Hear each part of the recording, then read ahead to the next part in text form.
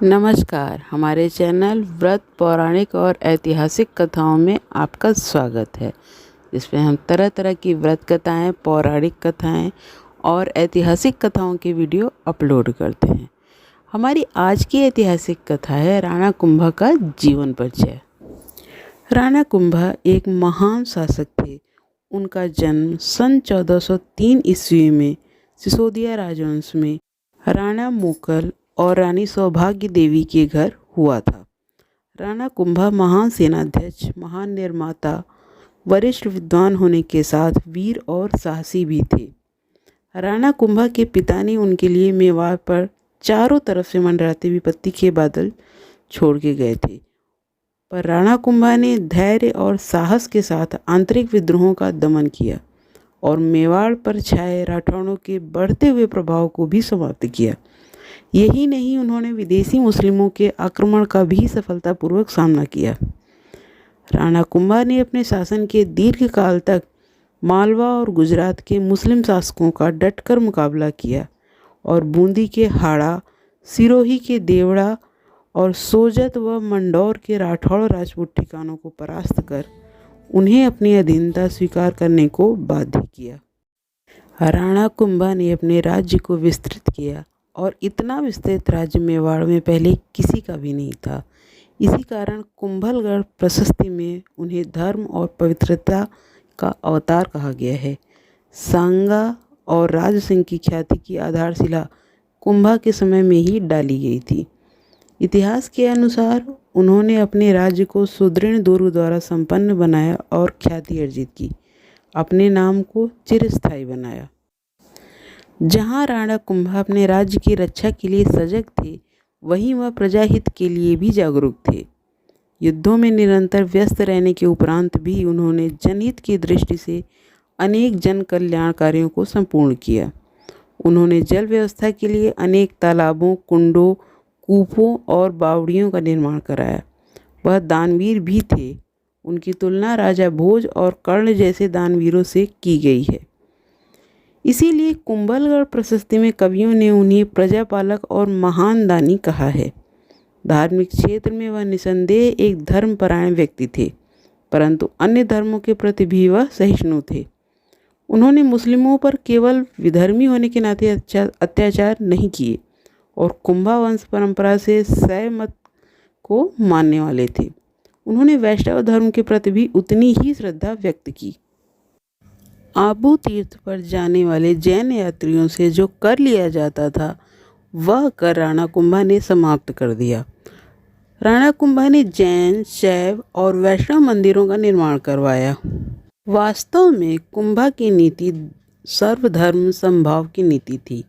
महाराणा कुंभा में लोकप्रियता के गुण विद्यमान थे। वह प्रजा की सुविधाओं और भावनाओं की ओर ध्यान देते थे, इसलिए प्रजा भी उनमें श्रद्धा रखती थी। कुंभा का व्यक्तित्व सर्वतोन्मुखी था। महाराणा कुंभा ने अपने को कई महान उपाधियों से अलंकृत भी किया था। उनकी उपाधियों का ज्ञान हमें कुंभलगढ़ से मिलता है। उनकी उपाधियां थीं महाराजाधिराज, राय रायन, राणो रासो, महाराणा राजगुरु, दानगुरु और परम गुरु। महाराणा कुंभा के समय में मेवाड़ आर्थिक दृष्टि से अत्यधिक समृद्धशाली था। उनके शासनकाल में व्यापार और वाणिज्य की पर्याप्त उन्नति हुई। महाराणा कुंभा के अच्छे शासन के कारण बहुत से बड़े बड़े व्यापारी बाहर से आकर मेवाड़ में बस गए थे। इस समय चित्तौड़, देलवाड़ा, भीलवाड़ा, मांडलगढ़, बदनौर, केलवाड़ा, सज्जनपुर और आघाट यह प्रमुख व्यापारिक नगर थे। वास्तव में यही आर्थिक समृद्धि मेवाड़ की कला और साहित्य के विकास के लिए उत्तरदायी थी। राणा कुंभा एक सफल सेनानायक ही नहीं, एक कुशल राजनीतिज्ञ और कूटनीतिज्ञ भी थे। कुंभलगढ़ प्रशस्ति के अनुसार महाराणा कुंभा युद्ध में साम, दाम, दंड भेद की नीति का प्रयोग करते थे। आवश्यकता पड़ने पर वह गुरिल्ला पद्धति का अनुसरण करते हुए पहाड़ों में छिपकर शत्रु पर अचानक आक्रमण किया करते थे। अपने शासन के प्रारंभिक काल में गुजरात और मालवा की शत्रुता का लाभ उठाकर उन्होंने गुजरात में ऐसी परिस्थितियां उत्पन्न कर दी कि गुजरात का सुल्तान मेवाड़ पर आक्रमण ही नहीं कर सका। गुजरात के सुल्तान को मेवाड़ पर कभी आक्रमण नहीं करने दिया। राणा कुंभा के शत्रु दिल्ली और गुजरात के सुल्तानों तक ने उन्हें हिंदू सूरताड़ की उपाधि दी थी। राणा कुंभा ने अपने शत्रुओं को कभी एक दूसरे से मिलने नहीं दिया। वह राज्य को आवश्यकता से अधिक बढ़ाने में भी विश्वास नहीं रखते थे। राणा कुंभा ने जीते हुए प्रदेशों को वापस लौटाकर वहां से केवल वार्षिक कर लेना स्वीकार किया, और वह प्रदेश है बूंदी, सिरोही, नागौर।